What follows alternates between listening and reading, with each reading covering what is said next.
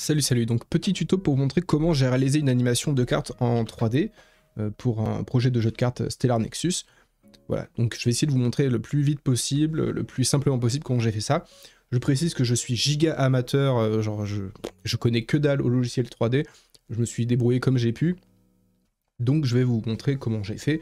Évidemment, si vous avez des conseils, des tips pour faire ça encore plus simplement, ou des choses, vous verrez qu'il y a certains points sur lesquels je vais être un peu vague. Si vous avez des infos à donner en plus, bah, n'hésitez pas à user des commentaires pour ça. Allez, on va commencer de suite. Donc, vous allez ouvrir votre Blender. Je vais quand même vous montrer directement là. Hop. Nouveau fichier général.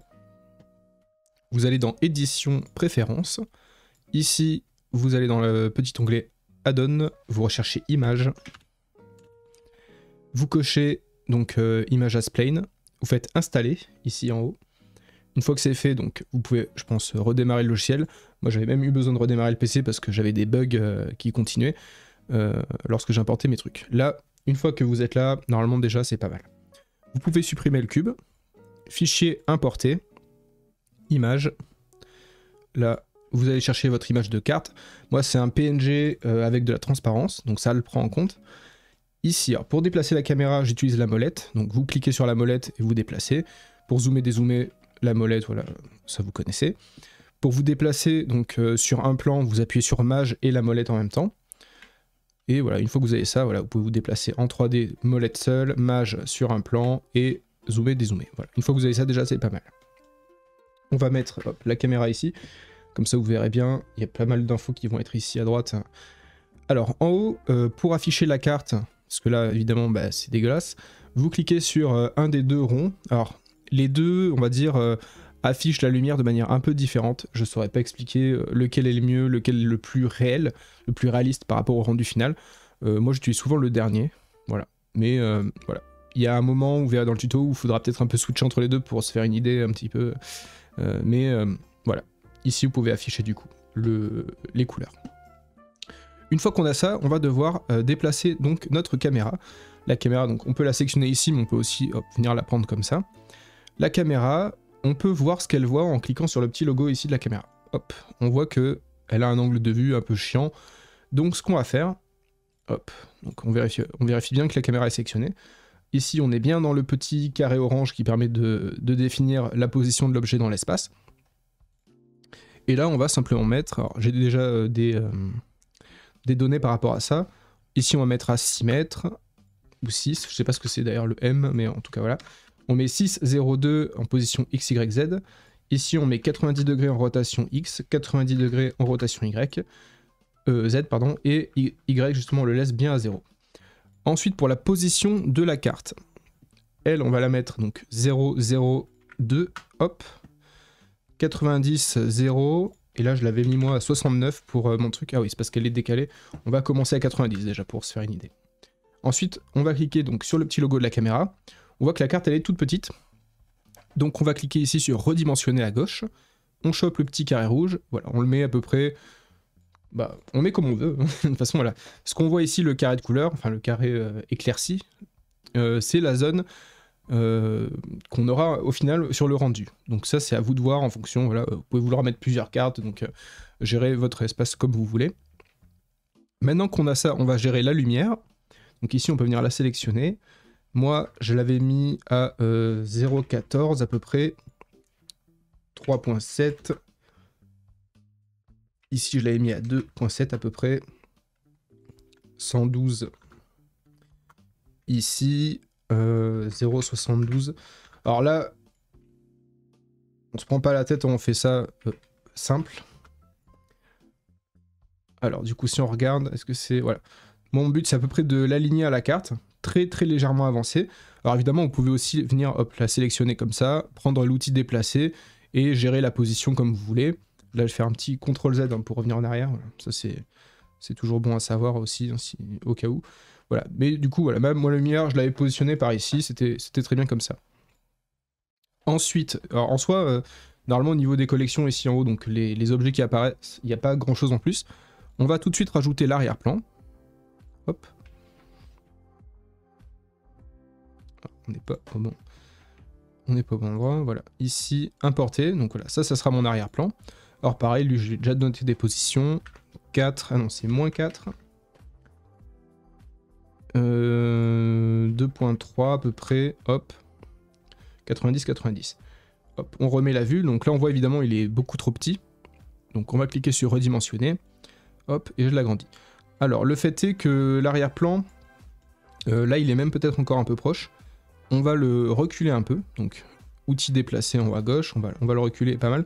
Ça permettra que la lumière n'ait pas trop d'influence dessus, sachant qu'on peut lui mettre son propre spot hein, après à lui. Hein. Par exemple, ici vous sélectionnez votre lampe, vous faites CTRL-C, CTRL-V, hop, donc on en a une deuxième, et ce qu'on peut faire hein, éventuellement, c'est venir en placer une hop, derrière notre carte, comme ça, histoire que notre fond soit quand même éclairé. Après là c'est une lumière spot point je crois, c'est plus un point. Hop. Donc si on clique bien sur notre nouvelle lumière, on va ici sur le petit logo de l'ampoule vert. Et là on peut mettre par exemple justement que ce soit un spot qu'on dirige, zone, soleil, bon soleil je sais pas trop comment ça... Mais bon après le point, voilà, on peut baisser aussi la puissance, par exemple le mettre à 400. Voilà, ce qui fait que notre fond, alors là c'est pas très propre comme ça. Peut-être enlever ça un peu. En tout cas, bon, vous voyez l'idée, de toute façon, on va pas s'en servir pour ce tuto, mais on peut toujours essayer de gruger un peu pour essayer de l'éclaircir. Je sais pas comment faire en sorte qu'il n'ait aucun reflet. Alors pareil, voilà, si on clique sur le fond et qu'on clique ici sur la petite map monde, c'est pas une map monde du tout d'ailleurs, mais sur le petit rang, je crois qu'on peut enlever par exemple ça un peu, voilà, pour que ça soit beaucoup moins clair. Pour enlever des reflets. Voilà, on va recliquer sur le petit logo de la caméra. Donc on a notre fond, qui est vraiment pas du tout éclairé du coup. Mais à la limite, ce que je vais faire, c'est que je vais le laisser avec ces paramètres là et je vais le réavancer un peu. Hop, et on va virer cette lumière ici. Voilà. Bon, on sera un peu plus proche de ce que j'ai pu faire avant.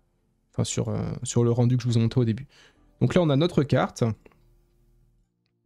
Avec sa lumière. La carte, on va lui rajouter, du coup, dans le même menu, le petit rond en bas à droite, on va lui rajouter le vernis. Alors ça, normalement, je le mets au max. Hein. Vernis et rugosité du vernis, on va pareil, le mettre un peu plus haut, style 0, à peu près autour de 0,5. Donc là, normalement, sur ce plan-là, on n'a plus grand-chose à faire. On va aller tout de suite dans Shading. Alors ici, on va déterminer la texture de la carte. Alors pour ça, vous allez sélectionner carte, CTRL-C, CTRL-V. Alors là, il apparaît par-dessus, hein. Voilà, donc vous pouvez le décaler ensuite. Ici, on va aller chercher notre texture. Donc sur le bureau, une texture que je vous mettrai aussi du coup en description. Vous pourrez télécharger directement. Ici, normalement, on va mettre répéter, si je dis pas de conneries. Je vais vérifier quand même. Tac, tac, tac. Voilà, répéter. Ensuite, ça, on va le renvoyer vers dégradé de couleur. Donc on chope le petit rond jaune ici, on le met un peu dans le vide. On tape dégradé, hop. Dégradé de couleur. Et lui, on va le relier ensuite à rugosité. Hop. Ensuite, on va reprendre ici couleur, pardon. On va marquer bump. Hop. On va l'enlever de force ici, on va le mettre, je crois que c'est en normal, si je dis pas de conneries, non c'est hauteur. Hauteur. Et ensuite lui, on va venir le relier à normal. Normal à normal, hop. Ensuite, on va se mettre position caméra, on va zoomer un peu. Alors là, c'est le moment où justement, moi j'alterne en général entre les deux visions pour essayer de voir un peu qu'est-ce qui va être pris en compte. Mais de toute manière, on va mettre à peu près les mêmes réglages que j'ai utilisés de base après avoir trifouillé. Moi je l'ai mis à peu près à 0,18 ici. Distance, j'avais pas touché. Hop. Et ensuite ici, alors, ça j'ai l'impression que c'est un petit peu la manière dont ça va réagir au noir et au blanc. Enfin à la lumière et à l'ombre. Donc moi je l'avais réglé à peu près comme ça. Grosso merdo. Voilà, là on voit que c'est léger quoi sur la carte. On voit que ça a rajouté un peu de texture. Alors si on met cette vision là, ça devient dégueulasse, je sais pas pourquoi. Mais en tout cas, dans la vision ici, l'avant-dernière vision, on voit que ça fait un truc à peu près ok. Donc là, on a une texture. Hop. On a une texture, on a notre lumière, on a notre fond. Eh ben, on va essayer de passer tout de suite à l'animation, hein, si j'ai pas oublié grand chose. J'espère que j'ai pas oublié trop de trucs. Donc on va ici à droite dans animation. Animation, on va déjà faire quelques petits réglages. Alors, moteur de rendu, je vous conseille de mettre en EVEE. Ça sera beaucoup plus rapide. Vraiment beaucoup plus rapide. Pellicule, on peut mettre du transparent si éventuellement c'est pour faire de l'image par image. Mais là, on va travailler en vidéo. Voilà. Moi, je vais vous montrer comment faire une vidéo vraiment terminée, de base terminée. On va aller... Tac. Le truc juste en dessous. Donc, propriété de sortie. Alors là, ça va être très important de bien comprendre. Donc, résolution 1920 par 1080. Ça, vous pouvez le laisser. Donc, en gros, ça, c'est votre cadre, ici. Qui est à cette dimension. Ici, le pourcentage, c'est à quel point on atteint cette résolution. Par exemple, si on le met à 50%, bah, ça va sortir une résolution qui est la moitié de 1920 par 1080. Voilà, donc pour faire des tests, par exemple, vous voulez juste faire des tests de rendu, vous mettez par exemple à 20-30%, ça sortira très rapidement. Mais sinon, voilà, là, on peut le laisser, on va le laisser, je sais pas, à 70%, clac. Si ça marche, parce que des fois, les résolutions, des fois, ça veut pas, on verra. Ensuite, framerate, bon, on va le monter peut-être à 30 au moins, ce sera pas dégueulasse.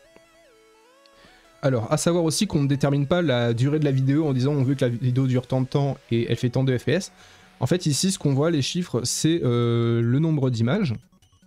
Si on dit par exemple que le truc fait 30 FPS, donc 30 images par seconde, et qu'on met, je sais pas, qu'on met à 30 images ici, bah, ça va faire une animation de 1 seconde. Si vous mettez 30 FPS, donc 30 images par seconde, et que vous mettez en tout 60 images, bah, la vidéo fera 2 secondes, et ainsi de suite. Donc, voilà, vous pouvez pas choisir la durée exactement, mais en réfléchissant comme ça, vous pouvez, bah, du coup, quand même trouver. Ensuite, ici, on voit qu'il y a des zones grisées, quand on dézoome, et une zone claire. La zone claire, c'est ce qui sera rendu, la zone grisée, c'est ce qui sera pas pris en compte. Frame de début 1, frame de fin, on va mettre 140. Donc ça fera une vidéo d'un peu plus de 4 secondes. Si on laisse comme ça. Parce qu'il y aura 140 frames, 30 images par seconde. Donc voilà, ça fera à peu près 4 secondes. Ensuite, on va ici se positionner au 0. On va cliquer sur la carte. On va aller... Alors normalement c'est ici je crois. Non, c'est position. Et ici on va enregistrer. Alors normalement c'est... CTRL Z, petite erreur. Position Z, on va le mettre ici décalé. Alors combien j'avais mis moi? On va voir ça. Moi je l'ai fait démarrer à 69.3. Disons 69, hop. Là je crois que si on clique ici, voilà, là ça a enregistré cette position. Donc en cliquant sur le petit losange, ça a enregistré la position sur la temporalité de la vidéo. Maintenant on va à la fin. On va recliquer sur le petit bouton, sauf que cette fois, à la fin, hop, alors est-ce que j'ai pas fait une connerie ici? Ah oui, c'est parce que moi, ok, j'avais pas fait ça comme ça. Alors on va reprendre. Donc la frame 1, on va le mettre à 63. La frame 70, donc quand on arrive à la moitié, hop, on va le mettre à 117. Voilà, on reclique sur le petit losange. Et ensuite, arrivé à la fin, il repart sur son 63. Ce qui va créer une boucle vraiment où on aura toutes les images de rotation. Donc là, si on clique, voilà, on voit que c'est censé faire ça. Voilà. Une fois que vous avez ça, on va retourner donc dans propriété de sortie. Alors on va vérifier. On en est où? Format de fichier. Donc là on est sur du PNG. Donc nous on va le mettre FFmpeg encodage. On clique sur encodage. On va le mettre en MP4. Voilà. Donc là on a une vidéo MP4 qui sortira. Vous pouvez aussi régler. Donc là on voit qualité moyenne. On peut mettre visuellement sans perte. Voilà, ça me paraît bien. Vitesse d'encodage on peut le laisser comme ça. Ok. Alors normalement on peut choisir l'endroit où va sortir. Voilà, sortie. Vous cliquez sur le petit document à côté de sortie. Et là, vous choisissez le document où vous voulez que ça sorte. Alors moi, je l'ai mis sur un SSD, le même endroit, le même SSD où est installé le logiciel. Je pense que ça aide un petit peu à ce que ça aille un peu plus vite, éventuellement. Mais en tout cas, voilà, vous choisissez l'endroit où ça sort. Et une fois que vous avez fait ça, normalement, on n'est pas trop mal. Hein. On va dans rendu en haut à gauche, rendre l'animation. Et voilà, là, le rendu est en cours. Alors normalement on peut voir apparaître le nombre d'images, bon là il le met pas, on s'en fout. Normalement en haut, des fois on le voit, des fois on le voit pas, je sais pas pourquoi. Voilà, là on l'a vu apparaître vite fait. Tac tac tac tac tac, on voit qu'on arrive à la fin. Voilà. Là c'est terminé, donc ça me l'a envoyé dans TMP, évidemment. Évidemment j'ai même pas... Donc dans CTMP. Bah je crois que c'est le document de base où il envoie si on touche à rien. Donc là, hop, on arrive ici. Hop. Et on voit effectivement notre animation qui est terminée. Donc on voit que ça commence un peu trop foncé. Donc ça c'est peut-être la position de la lumière aussi qu'on peut revisiter un peu. Oui, ou l'angle aussi, l'angle. C'est vrai que l'angle commence peut-être vachement tourné. Donc là si on se remet frame 0, hop. On peut lui dire par exemple de commencer... hop, là il est à 69, on va peut-être de commencer à 72. Et du coup de finir aussi à 72. Voilà. On peut aller dans le layout. On va prendre notre lumière, on va la décaler un petit peu en avant. Une chose aussi que j'ai oublié de vous montrer, quand on clique donc sur l'image ici, alors c'est... Donc vous allez dans la petite sphère en bas à droite, et ici, mode d'ombrage, vous mettez aucun, parce que selon comment vous allez positionner votre carte, sinon elle fera de l'ombre à votre arrière-plan. Voilà, on verra l'ombre de la carte. Alors là c'est pas le cas parce que la lumière était bien placée, on va dire, mais si vous positionnez votre lumière un peu trop devant, bah, vous allez avoir une ombre dégueulasse qui apparaît sur le fond, qui n'est pas forcément désirée. Voilà. Donc si vous voulez une ombre, bah, vous laissez opaque, si vous voulez pas d'ombre, vous mettez aucun. Voilà. On va éventuellement retester. Pareil, je me suis pas trop penché aussi sur les paramètres de la lumière. Comme vous êtes sur la light ici, vous pouvez donc cliquer sur le petit truc vert. Et là, vous pouvez choisir effectivement, par exemple, de baisser un peu la luminosité si c'est trop fort. Spéculaire, moi je sais que je l'avais baissé aussi, parce que sinon ça peut faire des fois un effet un peu trop agressif sur la carte. Voilà, et puis là, bah, on peut retester rapidement. Pourcentage, on va le mettre au max pour avoir un vrai rendu. Voilà, là c'est sans perte. Je vérifie vite fait les réglages que j'ai de mon côté, mais normalement on n'est pas loin de ça. Allez, on va tester un nouveau rendu. Alors attention là, j'ai refait rendre, du coup ça va écraser le document qu'il y avait juste avant. Ouais, je le précise au cas où. C'est-à-dire que si vous voulez pas que ça écrase, bah, renommez le fichier en question.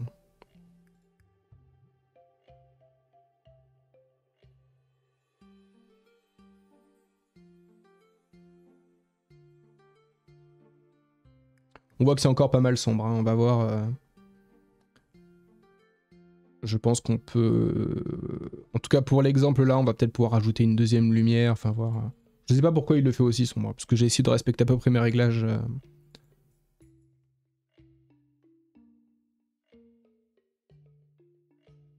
Voilà. Layout. Du coup, on va... Hop. On va lui rajouter une lumière qu'on va foutre par ici. On va la faire vraiment pas forte. Genre peut-être 500. Je vais activer l'œil, désactiver pour voir si vraiment ça fait une diff. Voilà, ça fait clairement une différence. Donc voilà, on va laisser une petite lumière en plus ici. On va aussi retourner dans UV. Non, c'est pas UV, c'est dans Shading. Hop, on va revenir là. On va se mettre... Ok, bon, ça paraît mieux. On va directement retester un rendu comme ça. Bah, déjà, ça fait une énorme différence. Hein.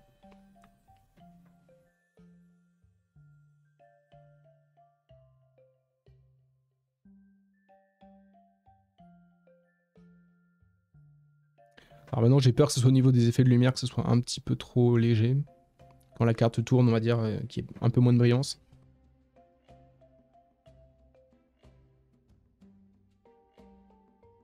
Alors là, vu qu'on est en rendu qualité max, forcément, ça met du temps.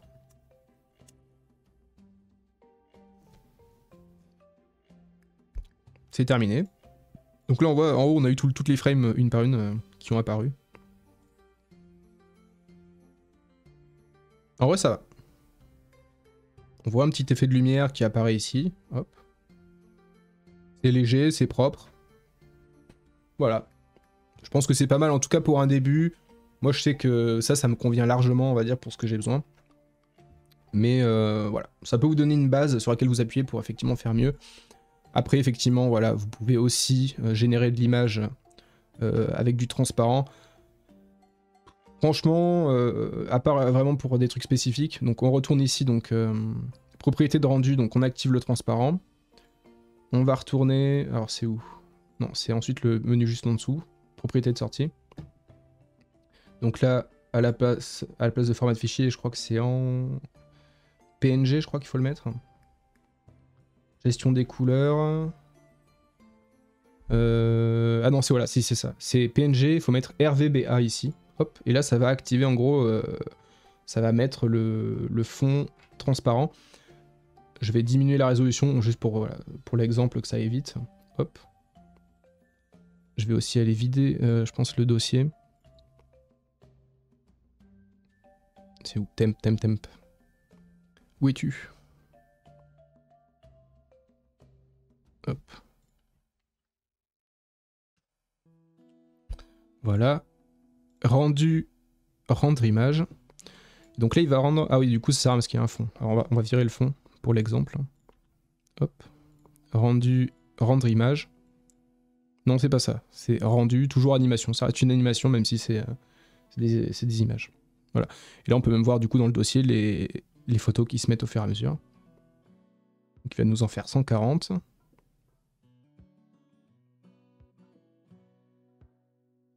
Voilà.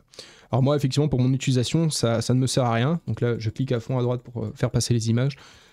Donc on a vraiment des PNG, fond transparent, propre, exactement la même chose que ce qu'on avait juste avant, mais cette fois-ci en image. Pourquoi pas?